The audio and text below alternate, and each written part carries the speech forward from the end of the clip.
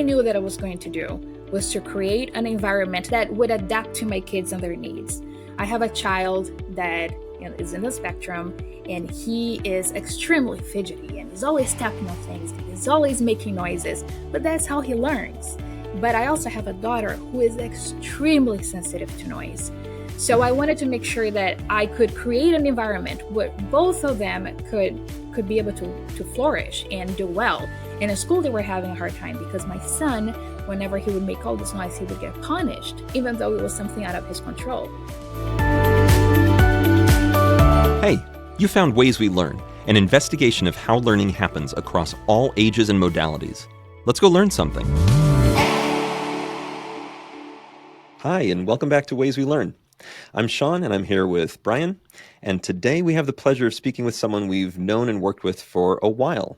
Joe, the other third of our hosts here, hired Brian and me at Flatiron School, and today we get to speak with another friend from Flatiron School. So Juliana Stonebrook led the educational experience at Flatiron's Austin campus.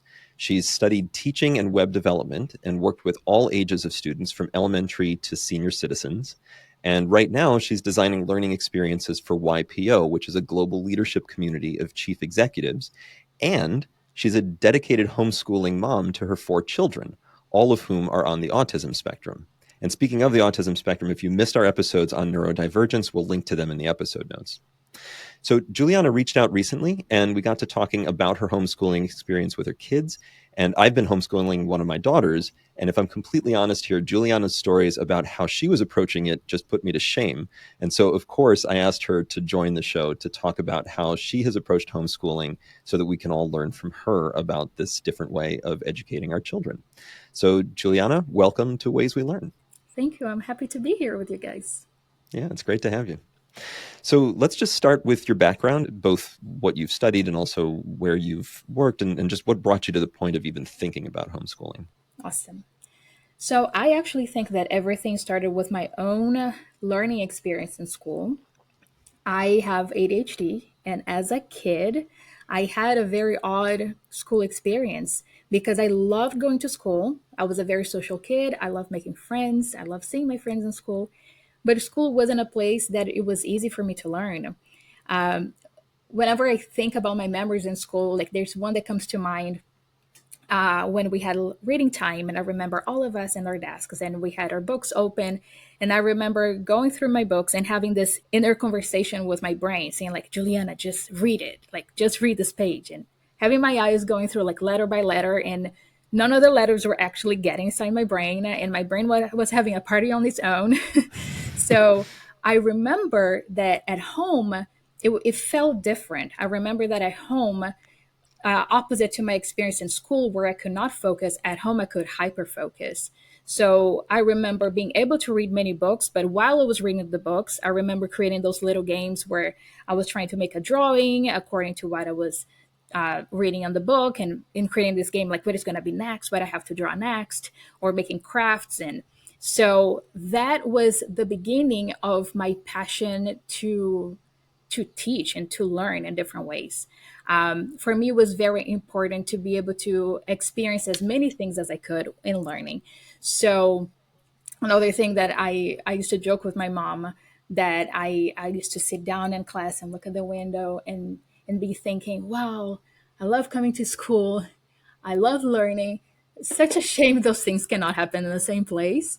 So I decided back then that as a kid, my dream was to open my own school where everything was going to be different, right? Where learning was going to be exciting. So that got me very passionate. And that's when my decision started with going to a learning career. But I also went to web development mainly because when the internet came out, it was another tool that it really helped me to focus. So when I went to school, I wanted to use those two things. I wanted to utilize technology so I could be able to leverage that in my own education and future education. So that's kind of all started.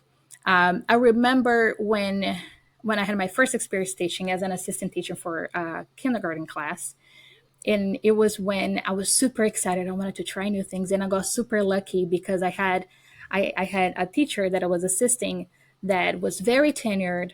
and she was actually retiring that year. And I would come with my guitar full of ideas because I wanted to be able to try different ways, right? And on that class, I remember two little boys that were nonverbal.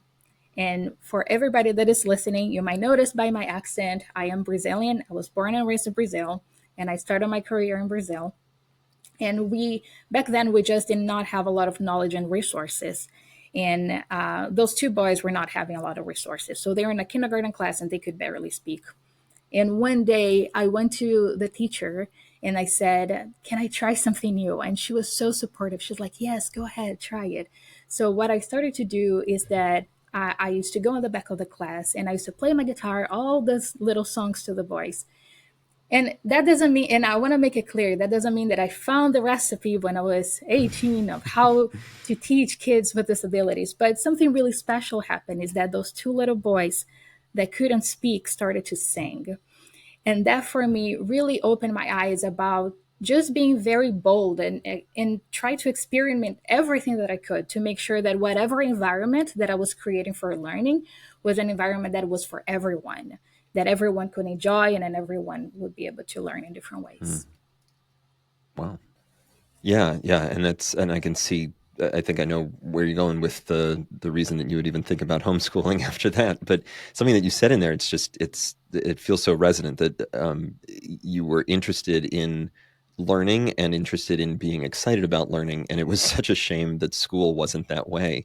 And I'm curious, is that the reason that that you would even consider homeschooling for your own kids, or were there other reasons as well? Honestly, and this is actually funny because I have only learned about the concept of homeschooling once I moved to the United States because it's not something that is done in Brazil. And Oh, I was very intrigued with the process.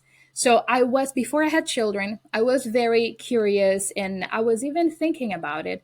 But for me, everything changed when I noticed that my kids were different. mm, So, and actually, there's one very specific day when everything changed because back then, once I became a mom, I was still planning to send my kids to school and probably still as a mom, like figuring out different learning opportunities.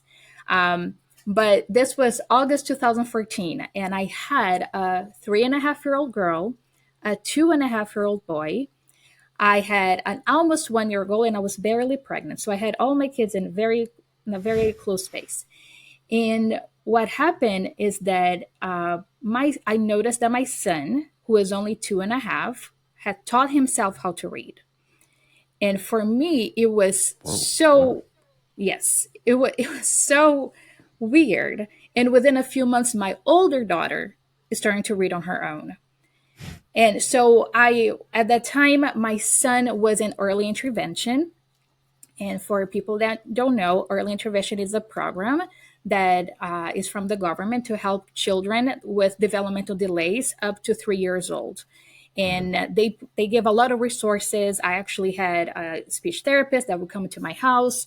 I would have an occupational therapist that would come to my house, especially for my son, because he was actually very speech delayed. He was nonverbal for a very long time. But very quickly, when he started to speak, he was also reading, which was a almost a freaky thing to watch. Hmm. So we were going through evaluations at the time because they had areas that they were extremely advanced, and they had areas of development that they were extremely behind. So through all the evaluation process that we went through, as the result, we found out that my two oldest older kids, and then later I found out that all my four kids were considered 2E. And 2E means twice exceptional, which Hmm. means that they are considered very gifted and talented, but they also have a disability. And even with my own experience in school or teaching in general, teaching adults, teaching school, one thing that I noticed, and is very common, is that if you have a classroom with about 20 people, you are going to see about 15 of them. They're going to learn very well with whatever way you have decided to teach. And then you are going to see about 2 or 3 students that are going to be very, very advanced. And you might be able to see 2 or 3 students that are going to be very behind. Hmm. And for the two students that are very advanced, often schools are going to have a lot of resources for them. And for the two students or three that are very behind, sometimes because they need a different learning approach, or sometimes they just have a disability and they need some accommodations. What some schools struggle is when you find a kid that actually meets both, like a very gifted but also has a disability. So Mhm. when I noticed that this was going to be the future of my kids, I immediately said, you know what, I'm going to homeschool the kids. Mhm. But what happened during that time, about a year later, life does what life does sometimes, and I saw myself as an only parent. And then things had to change a little bit because I Mhm. didn't have the flexibility that I had when I had like a traditional family to be able to find everything that I needed in terms of a job and the time that I needed to homeschool my kids. So even though I was able to start the homeschooling process on that first year, later I figured out that the opportunities that was coming for me to take care of my family were coming for me to be in an office, and I had to make the decision to send my kids to school. But Mhm. when they went to school, I actually got very lucky initially because the first school that they attended was extremely prepared to prepare to deal with kids like mine. So they had all the resources, but aside all the resources that they had so much joy in working with my kids. I would get phone calls from the teachers with the funny stories that they heard. They enjoyed helping kids in their situation with their struggles, but also watching their giftedness, right? Mhm. And then a couple of years later, I moved to another place and we tried a different school that unfortunately did not have resources for what they needed with their disabilities and did not have the resources that they needed with a giftedness.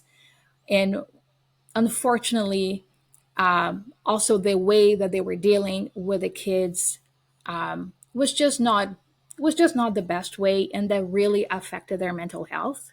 Mhm.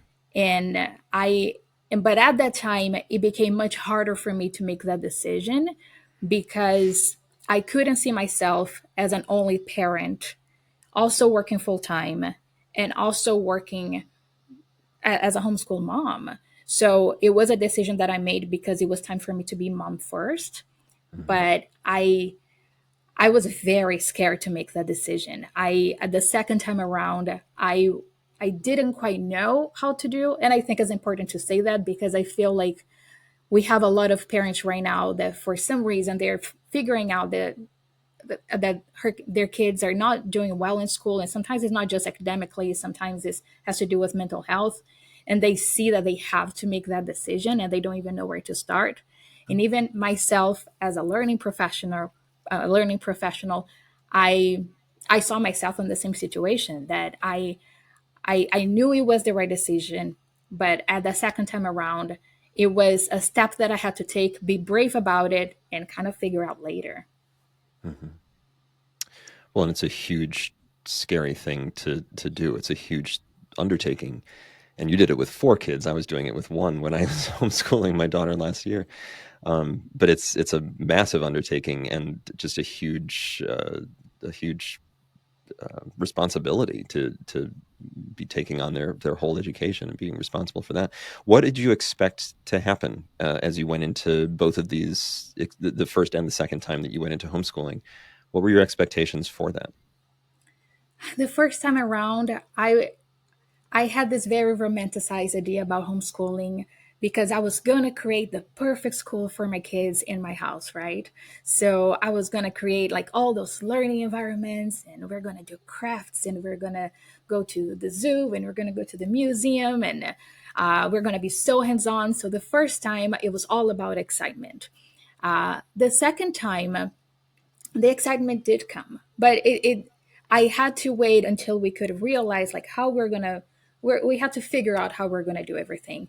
um, the good news is that I work from home, but I also, it's a full-time job and it's a job that requires a lot of me. Mhm.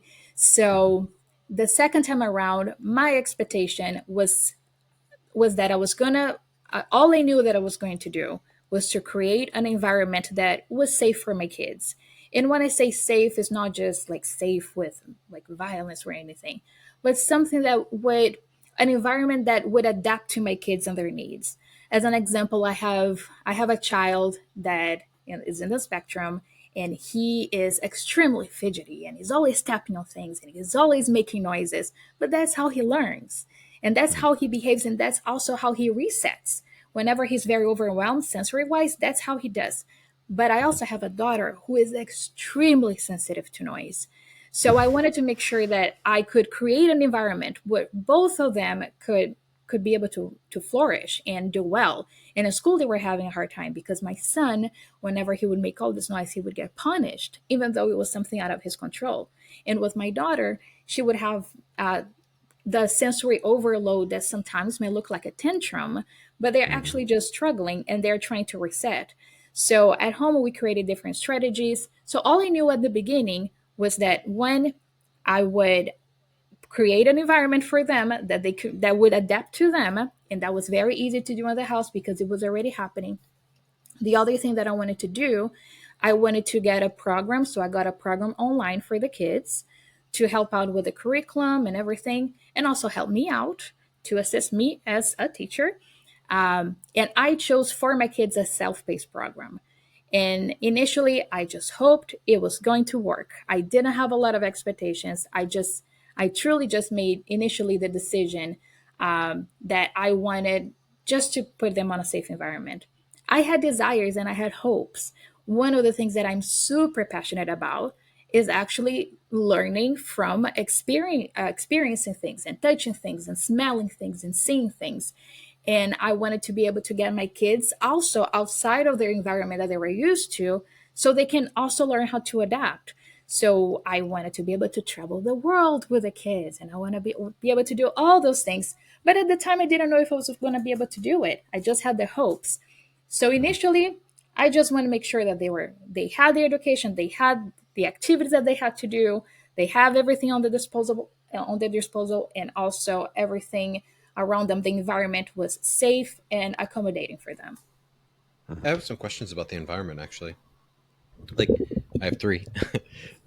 What are some of the strategies that you formed in order to manage the environments, like so that the kids could flourish in it? Like, how did the environment change over time?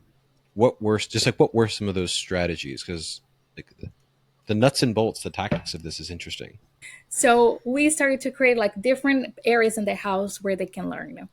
And one rule that we have is that downstairs is the noisy area, which means that if you have to make a lot of noise, you can, is the noisy area. Upstairs is the silent area. So sometimes all the kids want to learn together and they all go downstairs. And then I will have a child crying, being like, it's too noisy. And I said, you know what? You have a place to go. So she knows that upstairs is the quiet area, which is also my office because I have to work. So this is one of the things that we have. We also have a lot of fidgeting toys. We have bouncy balls. I have a child that likes to do most of her activities standing up. So we have a high desk. So we have lots of those different areas.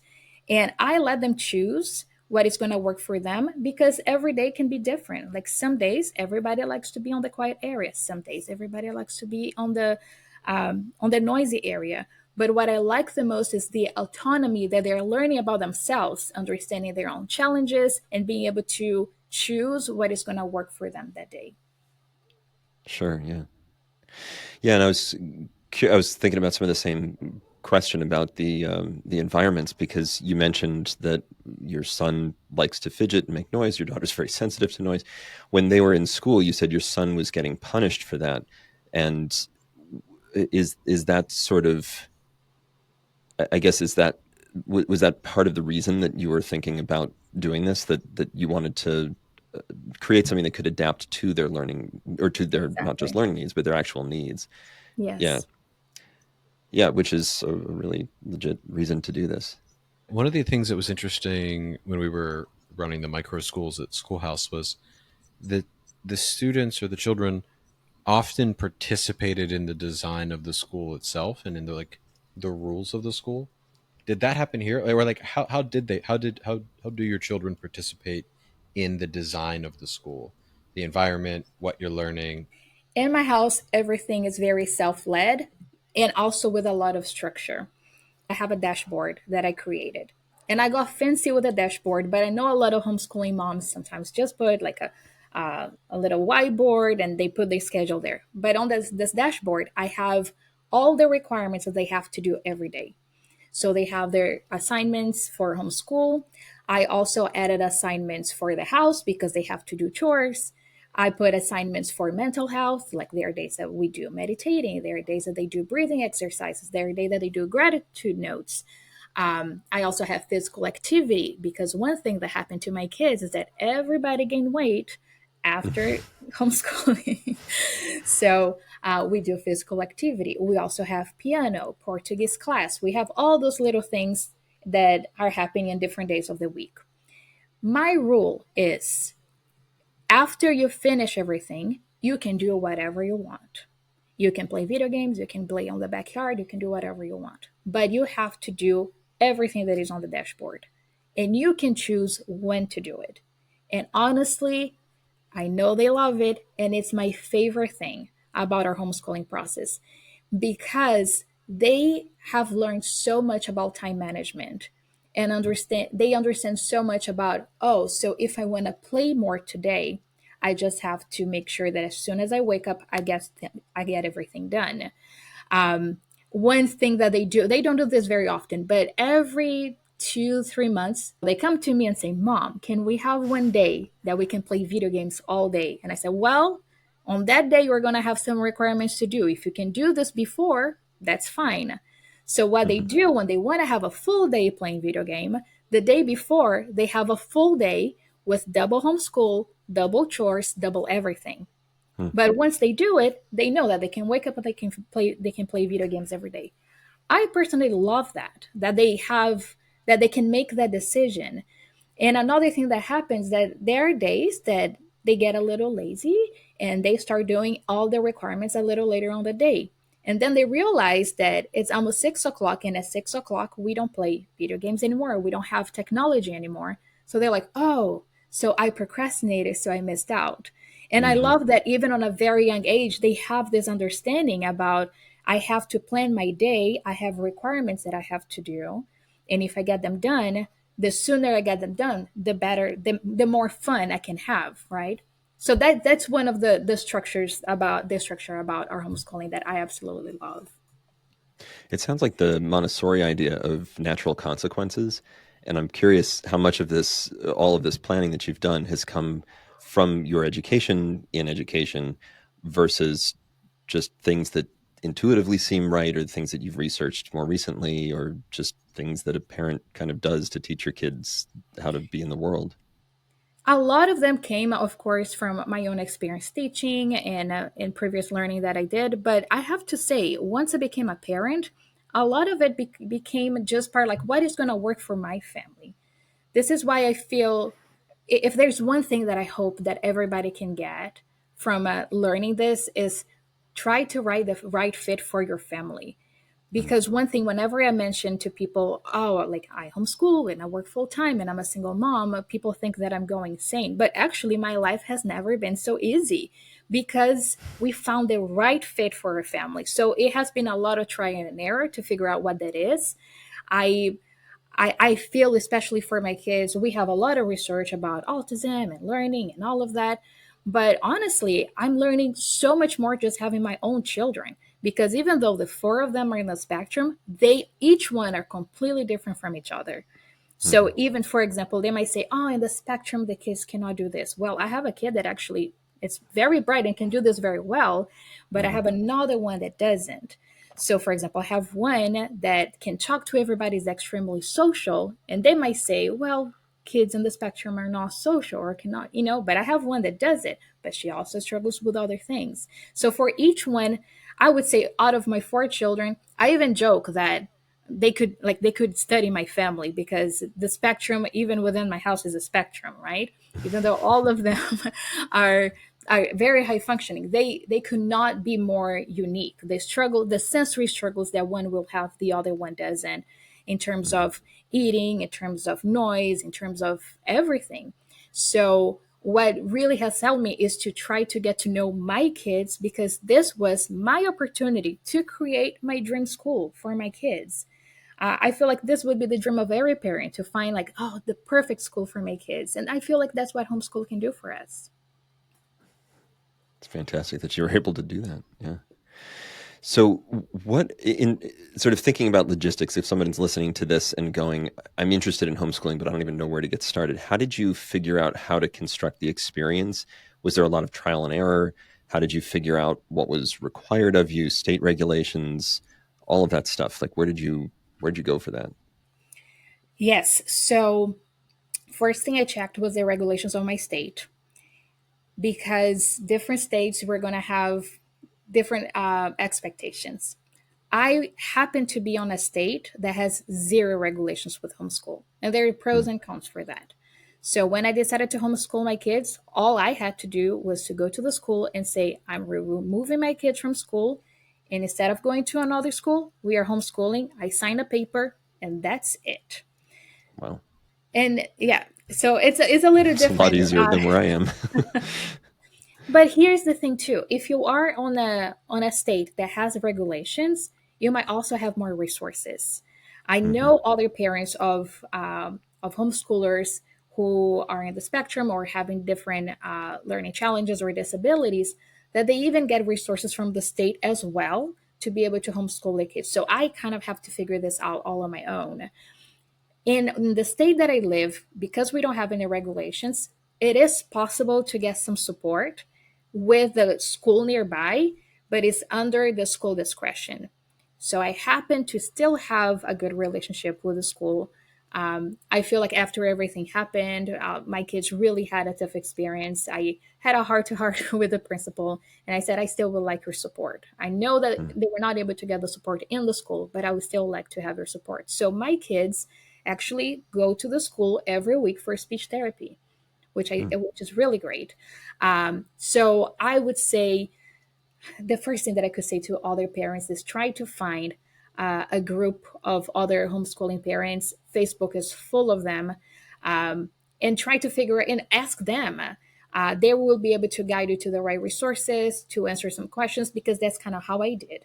Even for me, that again, like I'm a learning professional, but I was very lost with the homeschooling idea. So I went to a lot of parents. I have learned a lot of things from a lot of parents. I've learned that all of us truly do everything absolutely different, because all of us have been able to figure out what is best for our kids. mm, So that would be my first thing uh, to share with everybody. Try to find a community. Another thing that has been very helpful for me, and especially for my kids, because everybody asks me, how do your kids socialize? And I found a co-op. So, a lot of communities, a lot of cities, you might find different homeschooling co ops, and they can work in very different ways. So, I know co ops, for example, that parents take turn to teach different subjects. So, if a mhm, parent is very good at math, they can say, hey, I can teach math for my kid and for all of your kids. And then the other parent can say, hey, I'm actually very good in music. I can teach music classes. So, those parents get together to teach each other. My kids are part of a co op as well. Our co op is more of a social learning environment. And the way that we have been doing is that whenever the kids meet, each week, and we don't meet every week, we meet about like twice a month. But whenever we get together, one parent is gonna be taking care of a topic, and whatever topic they want to teach. So mm. um, it's really not about the learning. It's about learning, having a learning experience with other kids. And what I love about my co-op as well is because it's full of other kids in the spectrum. So my kids can absolutely be themselves. Mm. The parents understand each other. We have so much empathy with each other, and it's a time that I call it like a big recess time. Even though, like, for my kids, it's four of them. They don't miss having friends as much as other kids would probably miss, because I have a tiny civilization in my house with the four kids. But Poor they want to kids. see other kids, and it's important for them to still be able uh, to see other kids and learn with them in different ways. Got it. Yeah. So then how do you, as you go through the school year, how do you measure your students' success? How do you know that they're learning? How do you know that they're meeting your goals for them? What do those goals look like? You said there's a lot of self-driven learning, but as the leader of this school, there's you need to have some goals. Obviously, how are you figuring those out, and how are you measuring against them? So I do give them a lot of freedom, but the freedom is more about their time management than actually the curriculum. Hmm. So I found a curriculum that I really liked online. I chose the self-paced style because I thought it would be best for my kids, and they have everything that is required for that grade. So I go there and I choose all the subjects that I want my kids to learn that year, and I get their grades. I actually have a software that shows on my computer everything that they're working on, like live on their own computers. So I can see what they are doing every day. I have expectations every day. And I am actually a very rigid parent in terms of grades. So I do not let them pass to another activity if they don't get 100. Now, I give them the freedom to learn how they want and to take as much time as they need to get that 100, but they have to get 100. Now we have a little variation of this rule is that if they have tried about 3 times and they only were able to get up to a 95, it's okay, they can move forward. So I'm still It's very very strict with generous the of you. grades. But this is something that I really like about it. Another thing is that I let them. I will help them after they have a struggle with something for 2 days. Is a rule in the house. And one of the reasons that we have this rule is because I find it so important for kids to learn how to solve problems. Mm. In the beginning, that of course there have been like a couple of times that have been tears and kids been frustrated. But one thing that has happened, and this actually just happened last week, I had a kid that came over and she was doing a midterm, and she came and she got her results and she only got a 50%, and she came crying and she said, I cannot believe I got a 50%. And then I said, well, you know what to do. I mean, you have to try, you look back at your notes, you have to figure it out. And then I said, and you know what's the best thing about it? You don't have to figure out today. You can figure out tomorrow. You can take a break, because again, like our homeschooling experience is not about getting the highest grade that you can get in the shortest amount of time. It's really to be able to learn everything and enjoy the process and figuring out how to do that. So actually, a couple hours later, she came back and she told me she got 100%. She was like, I figured out what I was doing wrong. And my favorite thing is when the kids come to me and say, I figured it out. There's just so much joy about figuring things out in the house. And whenever they come to me and say, I'm struggling with something, we turn this into a celebration. I tell them, Mm. once you figure out how to solve that situation, we're going to go get ice cream. And the ice cream is how we celebrate, like something like we celebrate that we are struggling, because what we are learning is how to solve problems. And of course, we have had situations that I said that they were really stuck, and I sat by their side and I got to help them out. But those became more rare, because they figure out that with learning, there's no subject that is hard. There's nothing that is bad. It's just they're learning that some things just takes a little time, a little extra time to get it, and it's okay. You know, that's why I love the self pace for my kids. Again, like it's Mhm. different for every child, but I love that they understand that for everything is going to be a process, and they're not afraid to struggle, because they know, okay, I just got into a point that is just going to take me a little extra time. Well, and that's sort of what ultimately we want most for our kids, right? It's not just going through school and getting grades. It's being able to self-solve and figure out how to learn and all of those things, and to be able to accomplish with them in such a way that's so apparent to you. That's wonderful. That's what we all want for our children. I have an unrelated question. So let's say, because I get parents who come to me all the time with some version of I don't want to homeschool, but I want to have more sort of input or engagement in my child's education. Is there a scaled down version, like a family after school, maybe, um, that you could foresee, like parents who don't want to leave the system doing? Like, what have you learned that you would actually pass on? I guess is the question. I love this question because this is something that I was doing before I decided to full on homeschool. Because again, you cannot take away learning from a learning professional when you have kids. Like, we want to find different opportunities, right?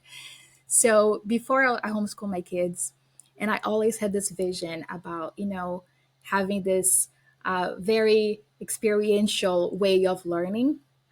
I wanted to be able to give my kids, whenever we could, opportunities for them to have the experience that I envisioned. And I'm going to give one example of something that I did. So this was about two and a half years ago. I planned I planned a trip to Disney World with my kids, which was a surprise trip. They only found out as we were about to take off. Oh, Um, wow. so it was super fun. And I wanted not for us to just have a really cool learning experience, a really cool family experience, but I want this to be a cool learning experience as well, because it's such a unique place. So months before we actually went to Disney World, I went on the weekends. I started to teach my kids computer animation because it's something that I really love. So I said, guys, let's just learn how like very simple computer animations. And then we took like a few weekends and we learned some basic computer animations. And then later, we took a few days. Everything was planned out. So we were gonna watch some documentaries about the Imagineers, and then we were gonna do like try to create some fun structures, like if we could make your dream right, what that would look like. And then I got them to do like some drawing, actually, like how, like think about like let's create a character, what that would be. Like let's create a character and make a drawing of this character. So I started to use a lot of different elements that they would eventually see at Disney World in real life. And what happened is that once we got, and this is kind of what I was hoping that they were going to get, once we got to Disney World, everything was fun, but also felt different because they started to connect the dots. They were like, oh, this is like a ride that gives me the experience of if I was in the movie. Oh, this is about the movie, or this is how animations are made. And it was one of my favorite experiences. And that was my way, in a way, to bring homeschooling, my homeschooling vision, before I was actually even considering really homeschooling. I wanted to create all those learning experiences whenever I could that was fun, that was experimental, that they could touch, they can feel it, they could connect the dots on their own. And it was so cool because one kid would see something like, this reminds me of something I saw in the documentary. And the other one, oh, but that other one reminds me of something that I saw in the documentary.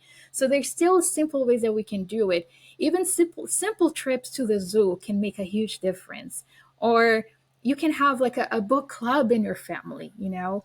There's so many different ways that learning can just be part of how you experience life with your family. It's sort of in the framing of the experience, is what you're saying. It's not you can do these family experiences, but if you can figure out ways to bring in the learning element to them. And there's Yeah. also, I have a lot of parents. When I started homeschooling, I had a lot of neighbors that would come to me and say, well, I would love to try homeschooling. One of the things that I said as well, if they just wanted to try it, and if let's say there's a break, like a winter break or a spring break, I would give them some information about some of those homeschooling programs, especially like the self-paced ones, because you can choose very specifically different topics. um, I would tell them like, just try with your kid for a couple of days and see how you like. See if this is gonna work for your family, because sometimes I still think school is really great, and it might be a better fit for some kids. Um, and homeschooling might be a better fit for other kids. So parents can still try it out. I would say let's another thing that I always wanted to do, and I wasn't very successful with it. I wanted to be able to teach my kids music. I had to get someone else to teach them, but there is still some ways, even like your passions. You can have like mini classes with your kids and share like similar passions that you have together, and still create those experiences. Nice. Yeah. So let's talk about some of the things that you've done, because this was what I was referring to as putting me to shame. You've done some amazing stuff with your kids, and what would you consider some of your greatest successes with the homeschooling experiences that you've built? Oh, I like this question. Mainly So because it's putting me to shame, I think. like for me again, like I had this vision that I was gonna travel the world with the kids, but again, I'm still a single parent. But one thing that I figure out is that when most of the kids are in school, traveling is actually much cheaper. So the same way that I have done like with Disney World, I wanted to be able to experience some of those things with the kids. So we have done a few projects that follow the same thing, that I would sprinkle different topics and different that something that didn't feel like learning. And when I say it doesn't feel like learning, it's because sometimes when you think about a class or learning, we think about like something very rigid or something very very full of paper. But I was trying to sprinkle like simple information for them to connect the dots. And we have done projects about the ocean, and then we went to Miami as a family and swam with dolphins and visit the aquarium and went to the beach and did all of that. We have done one about American history, and we went to Washington D.C. We've done one about urbanism. We went to New York, which was super fun. My favorite one, and it was my favorite because for me it was one of the most like eye-opening experiences for me, was that we did a road trip from New Mexico to Utah, visiting all the national parks. And the reason why I decided on this road trip was because I have a kid who is obsessed with dinosaurs and knows everything about dinosaurs. I have one obsessed Nice. with space and one obsessed with rocks and rock formations. So here I am preparing this trip for the kids, and we went to Moab. And Moab has a beautiful national park, the Arches National Park. And my family is not outdoorsy. My kids joke that in our Christmas cards we have to say happy holidays from the couch potatoes. We are not like hiking type. So we got there. I dressed the kids up for hiking, even though I had zero expectations we're actually going to go hike anything. And the idea was that we're going to see rock formations, we're going to visit all the dinosaur museums, and we're going to go stargazing. And when I got there, first of all, it was beautiful. And it's really amazing not to see something beautiful, but to see a little child saying, "This is beautiful," right? And Mm. as we were driving through the national park, my kids saw lots of people hiking, and they asked, "Can we go there too? Can we hike too?" And I was like, "Okay, we can try." And it was such a beautiful family experience. My son came around and said, "I don't understand. Like, this place has no internet. This place has no video games. This place has nothing. Why do I love it so much?" You know? And what was incredible is that for us, especially for me, because I was born in Brazil, which is a beautiful country, and I have to say, and I'm very embarrassed to say this, I was I always thought the US was very ugly. And then I realized I thought that because I didn't get to know the country, you know. So when we got there, we also went to this dinosaur museum, and someone at the dinosaur museum said, "Oh, go to the gift shop on the other side of the town to buy some dinosaur bones," which I didn't even know that those things were for sale. So Wow. we got there, and what was beautiful is that I went there because it was one kid's passion, but I realized that when you do learning so deeply, it's very easy for to become all of our passions, right? Mm.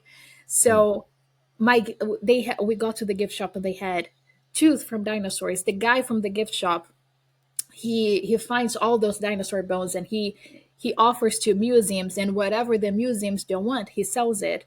So my kid who loves dinosaurs was recognizing all those bones from dinosaurs that she really loves, and I saw myself buying for myself. I got so excited. I came back with fossils for myself.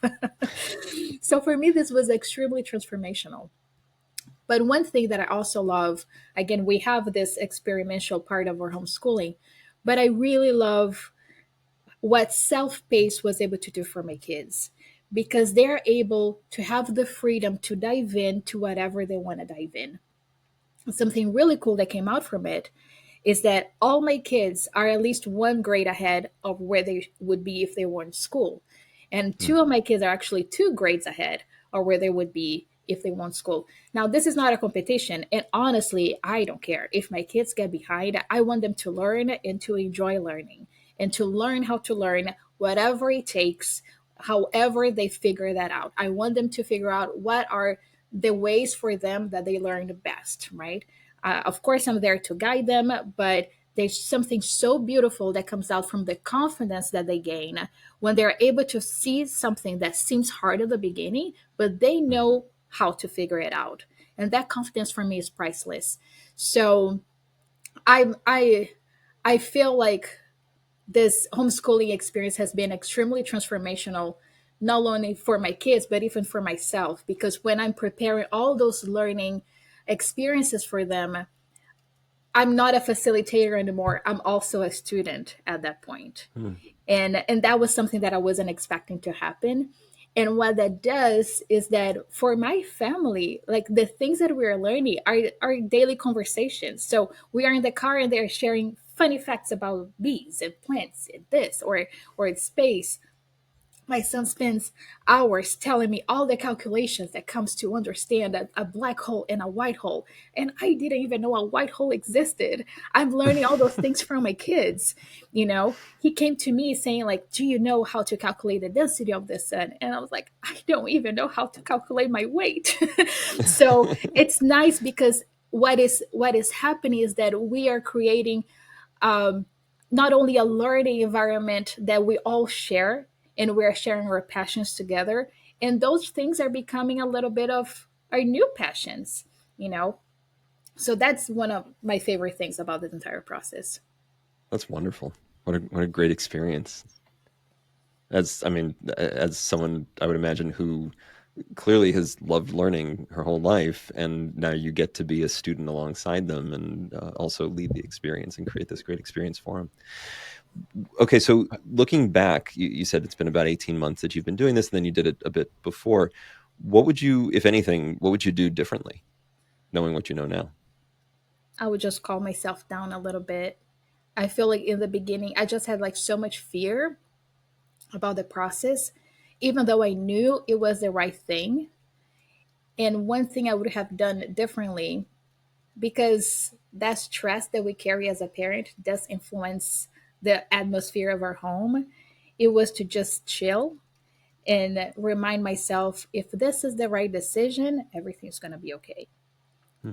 Because it was unnecessary. This is what I would probably tell other parents too. It's okay to figure out along the way, Mhm. because even for me as a learning professional, I still felt scared to do it, you know? So if you feel scared, it's just part of the process. Just trust that you are doing what you believe is best for your family, and understand that you're not in a rush. You are not under school calendar anymore. You can just Mhm. figure out what is going to be best for you. Yeah, and that really resonates for me, having done this, that I had that same fear, even though I knew it was the right thing for my daughter, and I knew that I could handle it as an educational expert. And I'm at the same time, I'm going, oh my God, this is going to be so hard. And can I do this? And all of that. And there's this self doubt. And I'm sure a lot of parents feel the same. And I think that's great advice to just go, yeah, you got this. One of the beautiful things about this story to me has been how much agency everybody involved has found. So, like you often hear, and people talk about how the homeschooling kids, you mentioned time management earlier. There's a lot of agency there. What I actually kind of like loved about this conversation was, and excited me about, potentially one day doing it, is how much agency you have. Like you are engaging now. You are a part of it. You're learning. You know, it's just such a beautiful story. It is. I'm kind of Honestly, jealous. I feel Like it sounds really fun. to be very honest, I feel like this homeschooling experience has been life changing. My life before homeschooling, and again, I hope this is the experience for everybody, but my line before homeschooling, it was me working, trying to provide for my kids, hoping for the best while they were going to school, still trying to create some learning here and there, but it was under a lot of stress, a lot of guilt, especially as a single parent, guilt with time, because time is something that we might never have enough, right? With our kids. And I remember that there were certain jobs that I had that I would get home like at 7:30 after traffic, and had to put my kids to sleep at 8. And I would have that huge guilt of like, I wish I could spend more time with the kids. So now it's not just about the extra time, but the all those experiences that we are having together. Um, we play around in the house, especially because of the movie Inside Out that my kids love, that we are creating core memories, through learning. Mhm. Sometimes we associate learning with a difficult time in school or something hard or exams and tests and activities. And now my kids are associating learning with special family time and good memories. So I think it's fantastic. It's wonderful. Yeah, and I'm wondering if you're available to just run people's homeschooling for them, for their own families. It's because my experience has been I've had some of the same experiences, but it's also just a huge amount of work, and it just strikes me that you've done just such a marvelous job of planning things out and really thinking about just creating these incredible experiences, these incredible learning experiences, and also really empowering your kids to be able to learn on their own, which is an amazing outcome in itself. So really kudos for you on that. What are you planning in the future? What are some big things that you're thinking about doing this school year or future school years, things that you want to accomplish? Where do you go from here? So next year we actually have big plans because we just got passports for the kids. So next year we're planning to go international.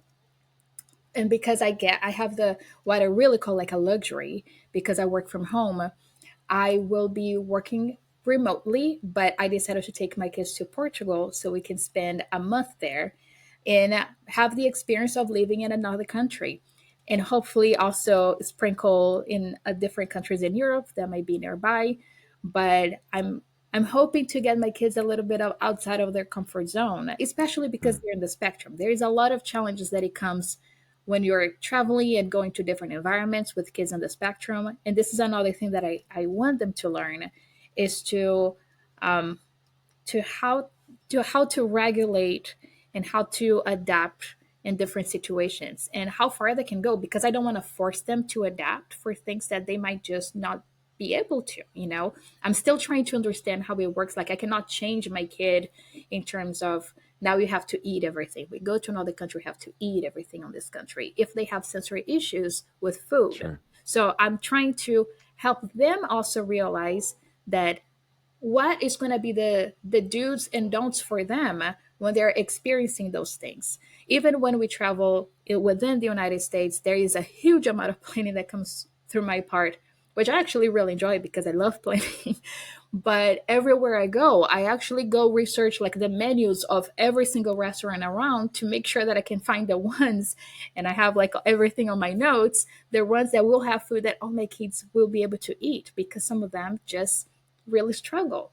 So, but I want them, I love that I'm giving them the opportunity to go to a different place and say, okay, so I might not be able to eat this, but I can eat this. And that's okay, because I don't want them to grow and become adults and say, I'm not going to experience anything because it might be hard. No, like let's figure out ways that it might not always be hard. Like what are the things that you can adapt? What are some of the things that you can do? So that's what I'm hoping to do. And I'm also learning from them because I'm not in the spectrum. I don't understand like how it is. So I'm letting them teach me as well as I'm giving those experiences. So we can adapt accordingly. Well, Juliana, again, like I said at the beginning, thank you so much for joining us. This was so much fun, and I'm hoping that if you're listening to this, that you're really getting the joy that comes through this homeschooling experience, and not just the logistics of it and the mechanics of it, but it's so clear that you're just loving this experience and you're creating this wonderful educational experience for your kids that they're going to remember forever. I mean, it's so powerful and just so good for them to feel like they have this self-efficacy in learning and this ability to really master things. And it's wonderful to hear that doing that has also been a joyful experience for you and not just this trudge through this thing that you have to manage, that it's become this amazing experience for you. So I think that's coming through, and I'm certainly getting it, and it's aspirational for me because it's a challenge, but also it can be a real joy when it works. So Yeah, I will say thank you so much for sharing your story here. Yeah, I will say this was amazing for me in I think this is the first time that I've ever really considered homeschooling, and it's because of how much I'm seeing that you're enjoying the process. And I don't think that story is told enough, that like as a parent, you can actually like get a lot of joy out of homeschooling your child. So thank you for sharing that. Thank you, guys. I really enjoyed this conversation. Yeah, me too. Okay, folks, so that's all for now. Thank you for listening, and always keep learning.